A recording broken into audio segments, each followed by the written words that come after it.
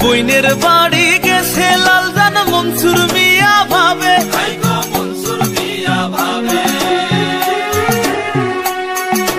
পরাণ যাই তার হাই হুতাশে, পরাণ যাই তার হাই হুতাশে, দেখা হবে কবে রে লালজান তোর লাগিয়া মনসুরাই পাগল, তোর লাগিয়া মনসুরাই পাগল রে লালজান তোর লাগিয়া মনসুরাই পাগল।